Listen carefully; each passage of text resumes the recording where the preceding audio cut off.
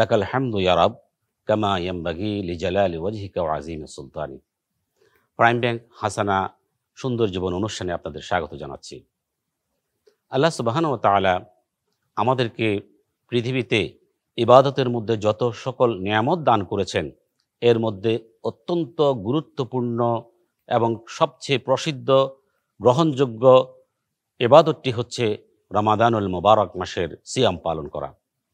আর এই রমাদান মাসের সাথে সম্পর্কিত আছে একটি অনন্য ইবাদত, যেটি অন্য কোনো মাসের সাথে সম্পর্কিত নয়, সেটি হচ্ছে ইতিকাফ। ইতিকাফ হচ্ছে সুন্নতে মুআক্কাদায়ে কিফায়া।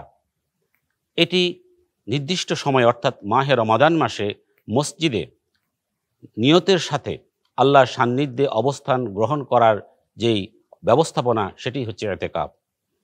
আল্লাহ সুবহানাহু ওয়া তাআলা তার প্রিয় হাবিব জাতির পিতা ইব্রাহিম আলাইহিস সালাতু ওয়াস সালামকে বলেছিলেন যে তিনি যেন কাবাঘরকে ইতিকাফকারীদের জন্য পবিত্র পরিচ্ছন্ন করে রাখেন।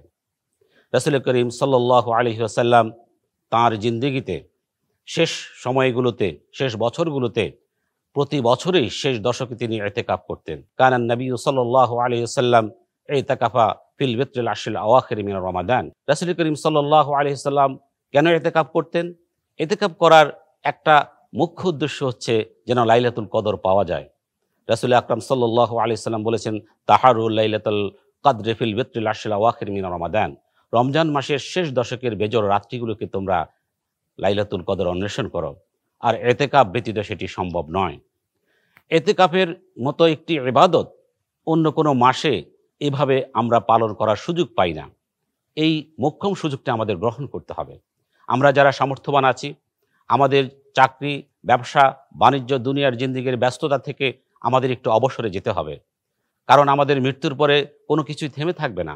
সুতরাং জীবিত অবস্থায় একনিষ্ঠভাবে আল্লাহর সান্নিধ্য লাভ করার জন্য আমরা ইতিকাফে নিমগ্ন হতেই হবে। রাসূল করিম সাল্লাল্লাহু আলাইহি ওয়াসাল্লাম থেকে একটি হাদিস বর্ণিত আছে, যে ব্যক্তি ইতিকাফ করবে আল্লাহর সন্তুষ্টি লাভের জন্য, তার থেকে জাহান্নামের দূরত্ব আল্লাহ সুবহানাহু ওয়া তাআলা 3 খন্দক বাড়িয়ে দিবেন। আর একটি খন্দকের দূরত্ব হচ্ছে আসমান এবং জমিনের মধ্যকার দূরত্বের চেয়েও বেশি। সুবহানাল্লাহ। তাহলে এই ইতিকাফের এত বেশি ফজিলত, আসুন আমরা নিজেরা দুনিয়ার ঝামেলা থেকে মুক্ত হয়ে মাহে রমাদান মাসে ইতিকাফ করি, নিজেদের আমলকে পরিশুদ্ধ করি, জান্নাতে যাওয়ার পথকে সুপ্রশস্ত করি। আসুন আমরা হাসানা ইসলামী ব্যাংকিংয়ের সাথে থেকে নিজেদের আমলকে পরিশুদ্ধ করি, নিজেদের আয়কে হালাল করার চেষ্টা করি। আল্লাহ সুবহানাহু ওয়া তাআলা আমাদের তৌফিক দান করুক।